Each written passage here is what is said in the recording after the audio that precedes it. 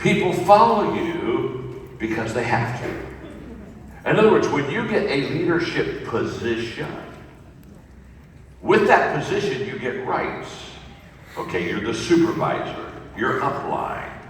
Okay, so now that I'm upline or I'm supervisor or I'm over you, there's certain things that I do as the leader, and the rest of you follow me. Now, this is where we start. And by the way, level 1 is a good place to start. We all start here, but it's not a good place to stay. And yet 80% of people in leadership stay at level 1. Because they think, I've got the title, I'm the boss, I'm the supervisor. And they mistake the position of leadership for leadership.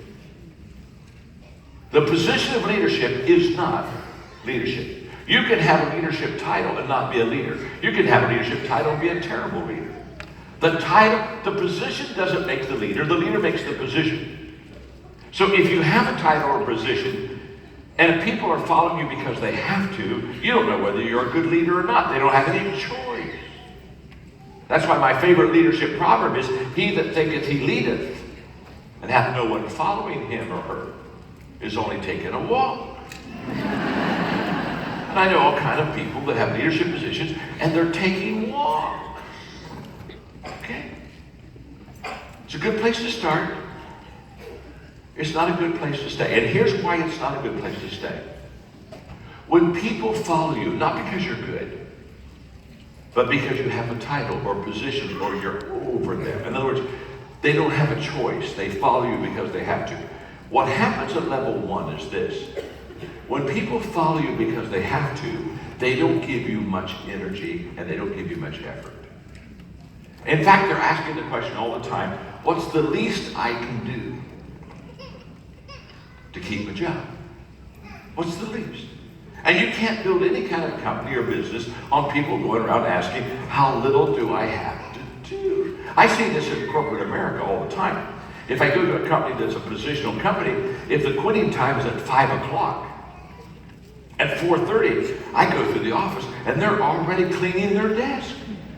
It's 4:30. They're already cleaning their desk. And I go, oh my gosh.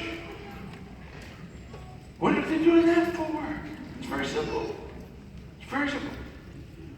They're 30 minutes away from the highlight of their day. They think they're Cape Canaveral.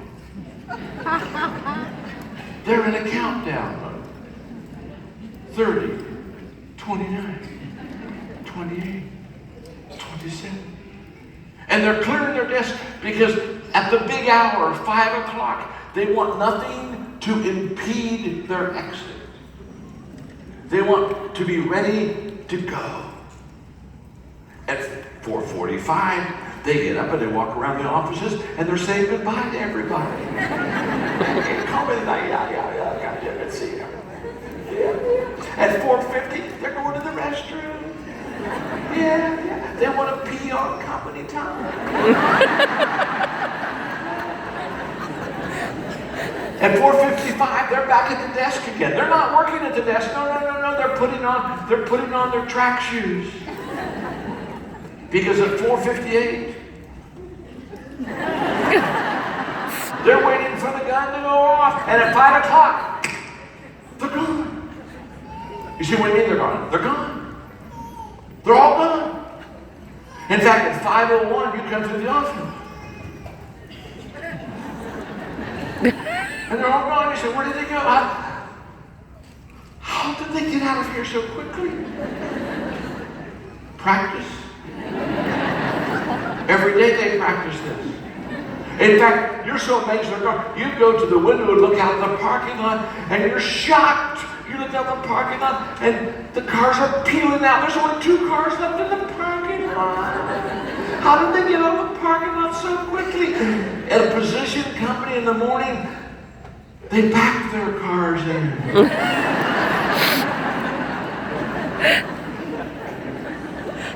They want to make that quick exit.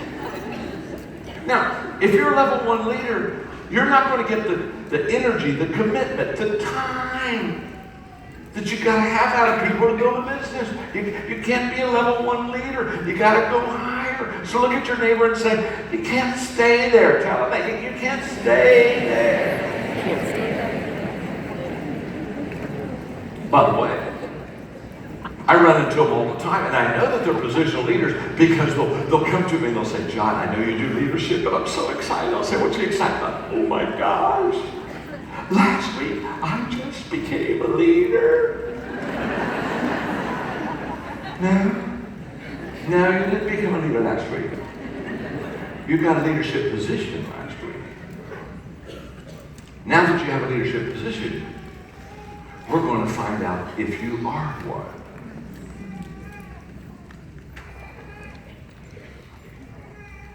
Which takes us to level number 2.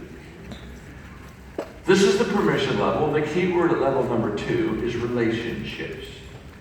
At level number 2, people follow you because they want to. Oh my. This is a different scenario. Now, they're not following you because they have to. They're following you because they want to. Now, why do they want to follow you? Because they like you. And why do they like you? Because you like them. You're now getting a relationship connection. And I call it the permission level because you know you're a leader when the people beneath you give you permission to lead them. In fact, they want you to lead them. In fact, they say, I like being on your team. And when you get to level number 2,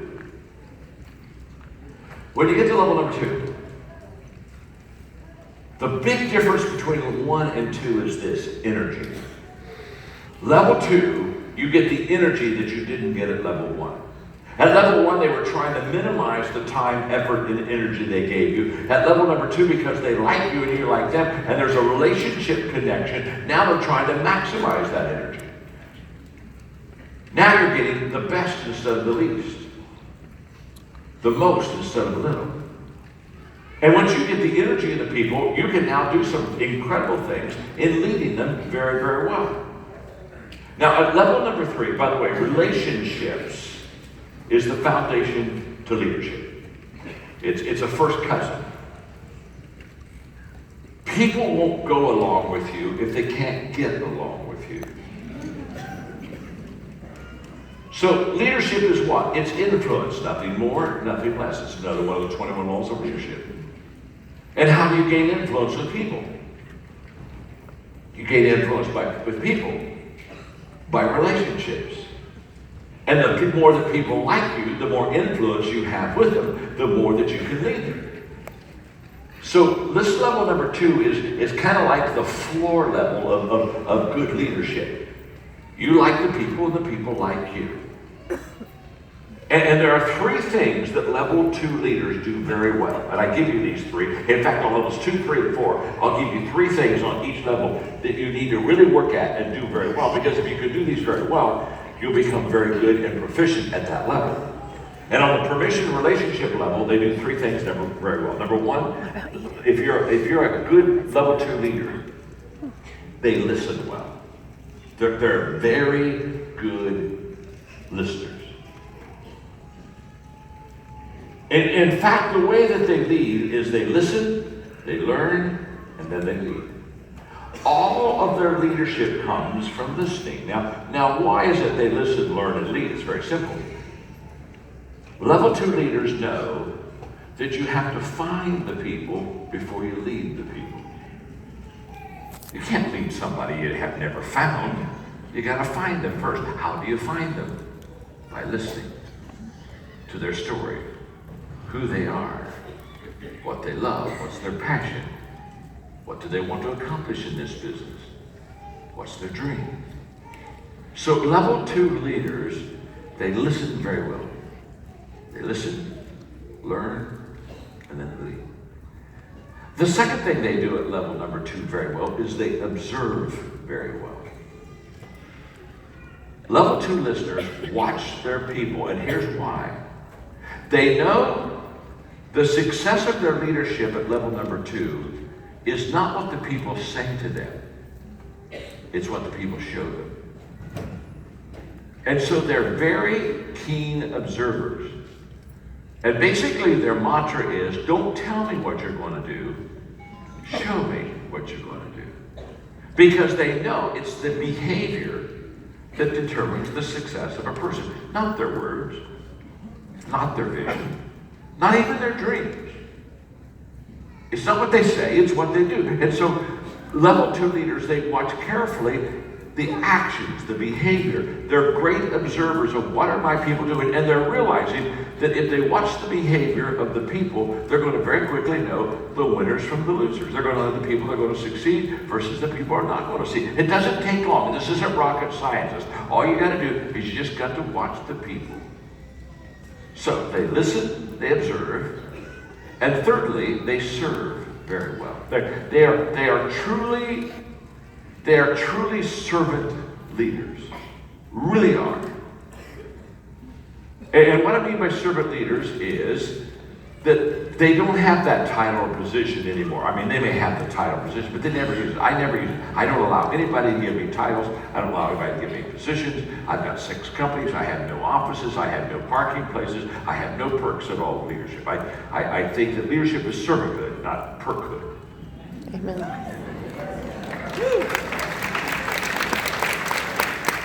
So, maybe I'll be having lunch somewhere in Atlanta where most of my offices are there, or companies.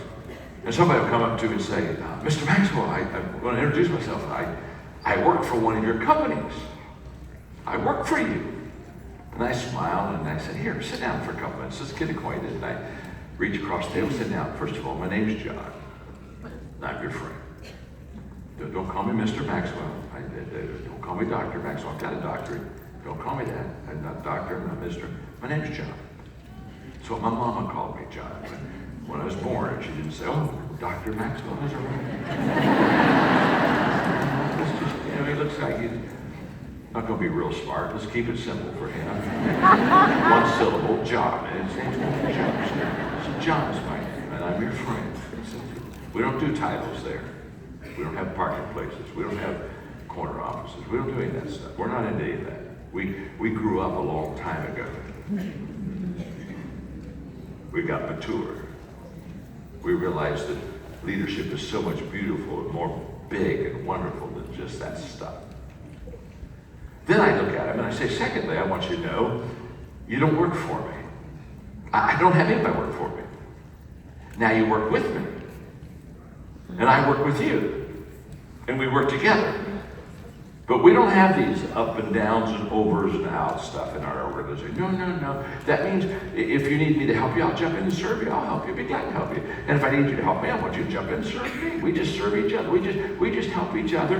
And that's the way we work. We don't get like, oh, it's not my job, or it's not my position or my title, or I'm above that, or I used to do that, but I graduated from that. We don't have any of that stuff there.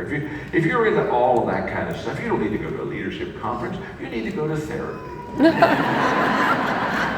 are some wonderful counselors that can help you get your life together. I'm just kind of assuming it is, so I can teach you how to lead people. And you lead people by serving people. So when I walk into any of my boardrooms, in any of my companies, in my organizations, and we have an idea meeting, whatever it is, I look at them and I say, let me explain how this works. The best idea wins, not my idea.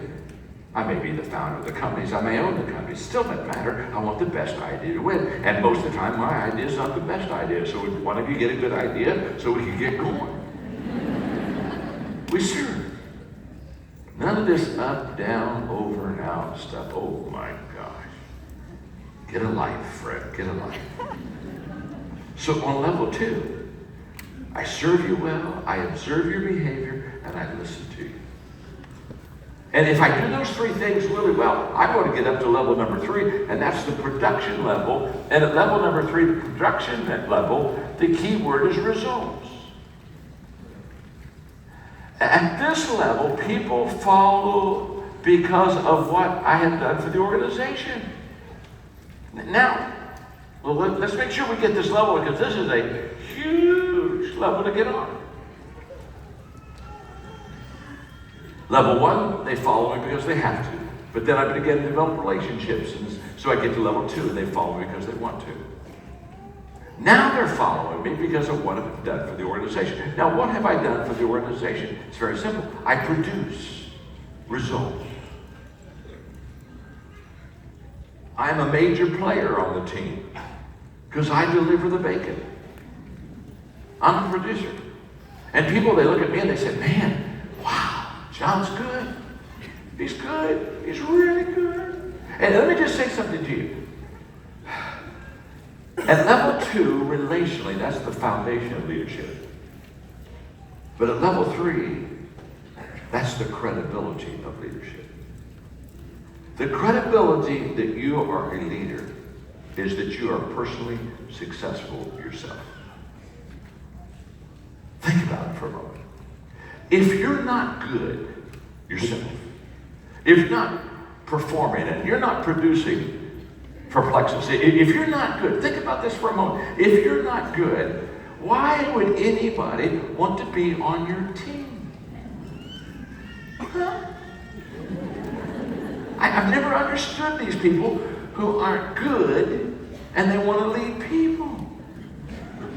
That's like Mr. Magoo leading you.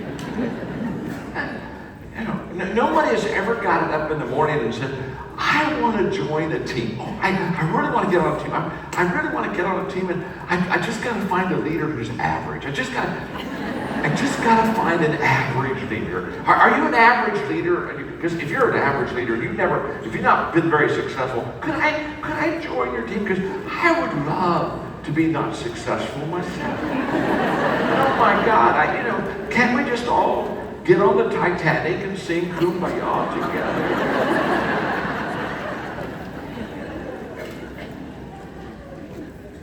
Come on. If you're not good in producing for the company, why would any person with a 3-digit IQ want to follow you? I don't want to follow you. I want to run from you.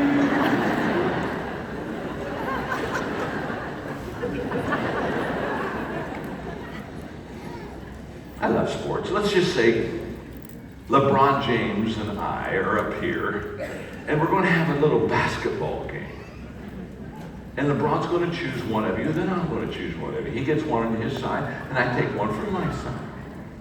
Yeah, you're already pointing to LeBron. All right, I see you, right? Because you're already pointing. You have passed me. You're at LeBron. I mean, now why does she want to be on LeBron? So you want to tell you why? Because if she's on LeBron's team, the odds are greatly increased that she will win the game. Because LeBron is a great basketball player, and I'm an old man with 2 knee replacements. You don't want to be on my team. In fact, when LeBron's picking, you're up and you're cheering, you're waving, here, baby, pick me. And the moment that I'm getting ready to pick, I mean, you're diving. Oh my God, help him to miss me, Nobody wants to be on a losing team. Why do you think you're an exception? You're not. If you're not any good, you don't attract people to you. I mean, if I've got a marriage problem, I don't get up and say, oh my God, marriage is doing good. But thank God I got Charlie. Whew, I'll go down to him for some advice. I think he's only been married 4 times. Maybe 5, maybe 6. If you're going bankrupt, you don't say, oh my God, I'm in financial trouble, but thank God I got Ralph on my shoe. He's declared bankruptcy twice. Ralph, what are you talking to me about finances? No. You don't go to losers for advice. So why would you join a team of losers unless you want to lose? Level 3. That's where you get the credibility leader. You have no right to lead someone else until you're personally successful yourself. No right.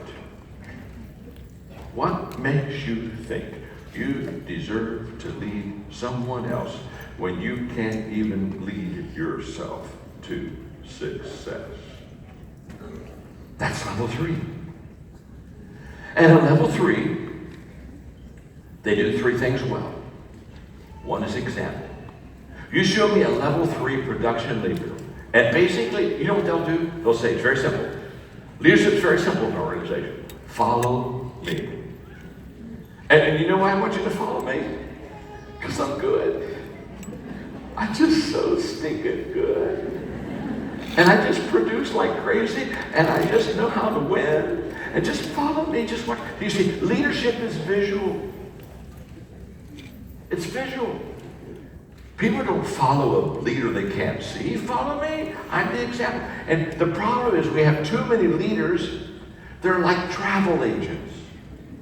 They send people where they've never been themselves.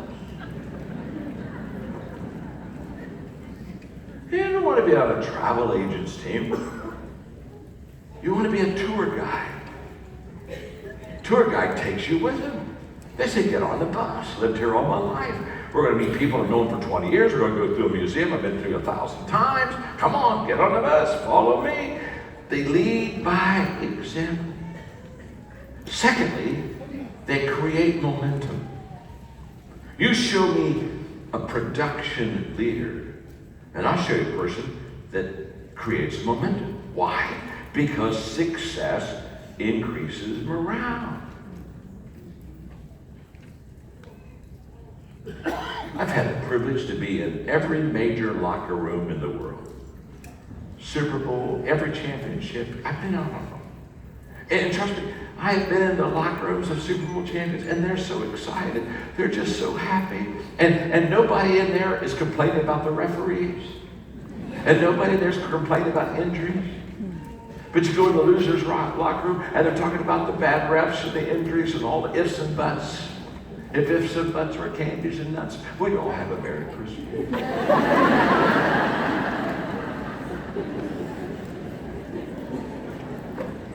And by the way, once you're a level 3 leader, you create momentum. Momentum is a leader's best friend. Why? Because momentum is the great exaggerator. Momentum makes you look better than you really are. Oh my gosh, how many want momentum, huh? Yeah. How many of you are sitting beside a person who desperately needs to have some momentum? It's the exaggerator positive, it's the exaggerator negative. If you lose momentum, it makes you look worse than you are. If you get momentum, it makes you look better than you are. And momentum is the greatest problem solver in the world. 80% of every one of your problems in your business right now, 80% of them can be solved by momentum. You just start producing results, and most of your problems go away. A train going down a track 55 miles an hour, if there is a 5-foot thick concrete steel reinforced wall on that track, a big problem, a big barrier. That train with 55 miles an hour momentum will hit that block, hit that steel reinforced concrete, smash it, and keep right on going. Now how could it do it? It had momentum.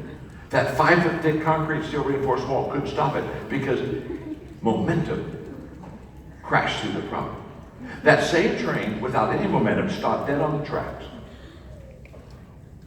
No momentum at all. If you put a 1-inch block in front of a dragon wheel, it can't even get started.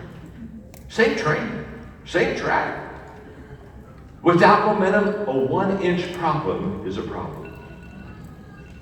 With momentum, a 5-foot thick concrete steel reinforced problem is not a problem. That's why I tell people all the time, your problem is not your problem. But the problem is you think the problem is the problem. So a problem that's not the problem now has become a problem, not because it was a problem. The problem was you didn't know the problem wasn't a problem, and if you don't know the problem isn't a problem that looks like a problem becomes a problem, and now you have a problem, when in reality there was no problem at all, but the problem was you didn't know the problem wasn't a problem, so now you have a problem.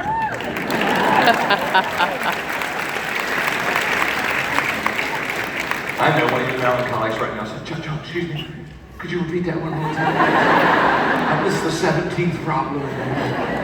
Now what am I saying? If you're a level 3 producer, and you're getting results in your company, 80% of your problems go away. You see, here's what you got to understand. Managers try to solve problems. Leaders create momentum. World of difference, my friend. And if you're a level 3 leader, you lead by example, you create momentum, and you attract better people. When you become a producer, the kind of people you attract to you change. It's called in the 21 Laws of Leadership the law of magnetism. We attract who we are, not who we want. I have people all the time that say, well, John, I'm a leader, and let me tell you what I want. I want somebody that's got a good attitude, and I want somebody that works hard, and I want somebody that's loyal, and I stop them because they're starting to give me this list of what they want, and I stop and say, let me explain something. Okay, now let me make sure you want somebody that works hard, somebody that has a good attitude, somebody that's loyal. Yeah. Let me ask you a question. Do you work hard? Do you have a good attitude? Are you loyal? You see, you don't attract who you want, you attract who you are. So if you're a producer, guess what kind of person you start attracting to you? A producer.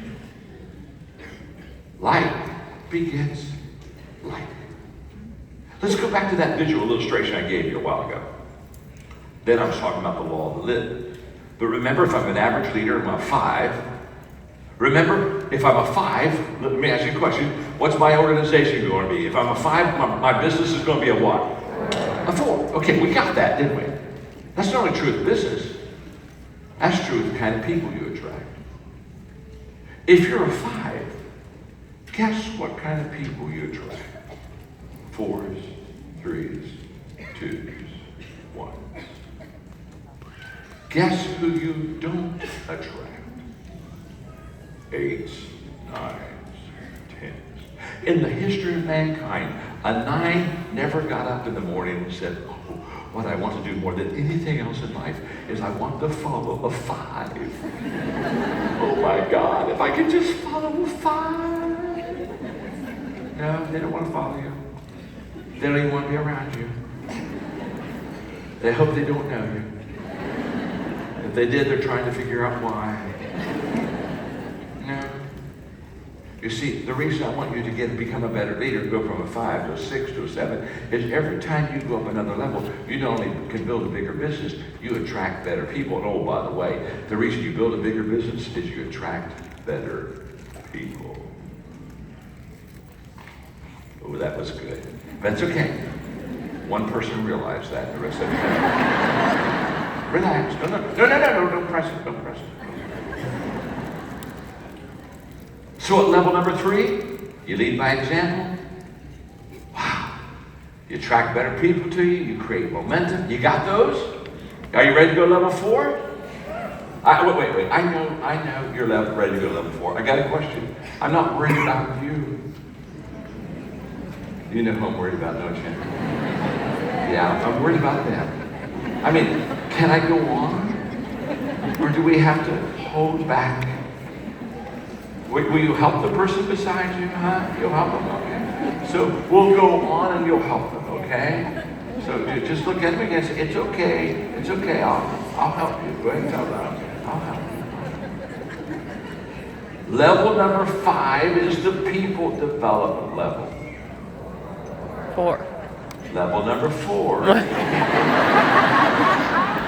See, I'm that person beside you. You need to come up and say, come on, John, I'll help you.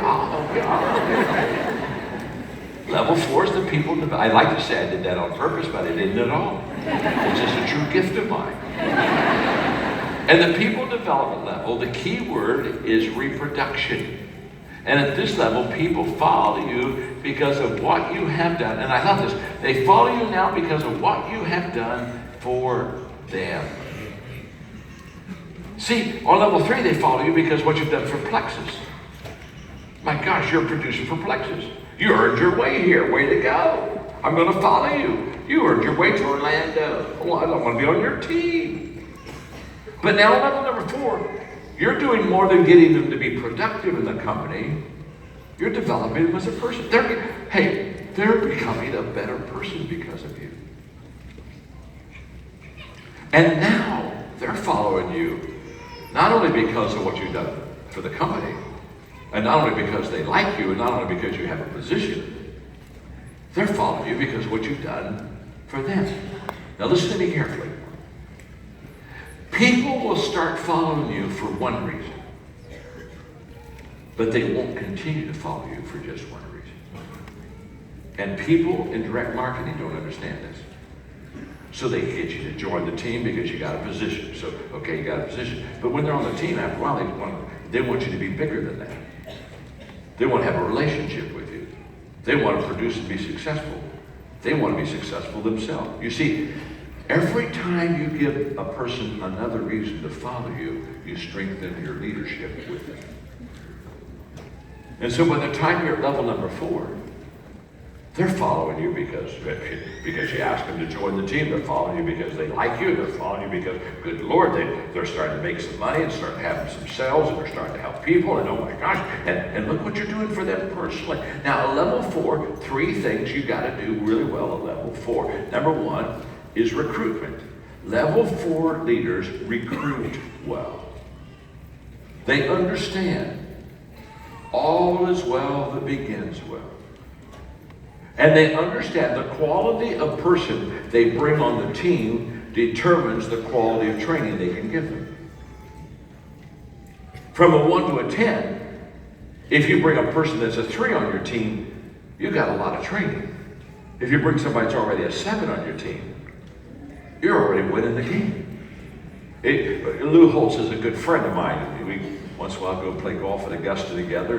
One day we're having lunch, and Lou looked at me and said, John, he's been a very successful college football coach. He said, John, I coach good players and I coach bad players. And to be honest with you, I'm just a better coach with good players. Aren't we all? Yes. And guess what? The good players we're talking about is based on your recruitment. You got to know what you're looking for. I have people all the time come in and say, John, wow, I want some leaders on my team. Well, that's nice. I got to ask you a question. What's a leader look like? If you don't know what a leader looks like, you can't recruit one. When I fly into an airport, sometimes people pick me up. They don't know who I am. And there are 2 kinds of people who pick me up. The first kind of person picks me up. They don't know who I am, but they got my name on a sign. And outside security, they got, John Maxwell. They're holding it up in the air. They're not looking for me. They're talking to their buddy. They're just over there talking away. And they're expecting me to get off the plane, come through security, look up the end of my hand, find your name, come up and introduce yourself. And then they say,